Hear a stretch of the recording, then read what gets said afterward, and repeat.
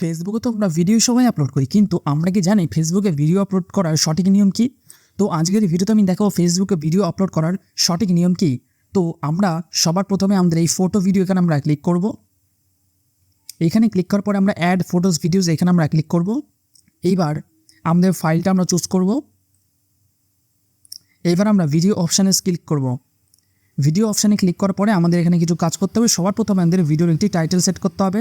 Video title লেখার পরে আমাদের কিছু ট্যাগস অ্যাড করতে হবে, আর সেই ট্যাগসগুলো কিন্তু ভিডিও রিলেটেড হতে হবে।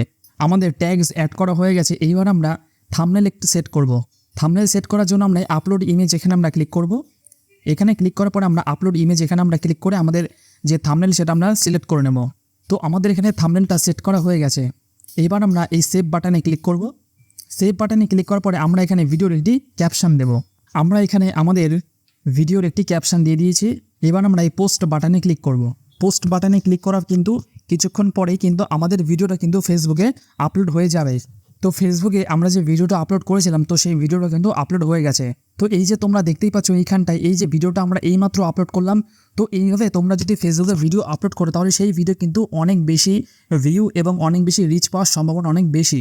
তো কেমন লাগলো আজকের ভিডিওটি যদি ভালো লাগে তাহলে চ্যানেলটিকে সাবস্ক্রাইব করতে কিন্তু ভুলবেন না।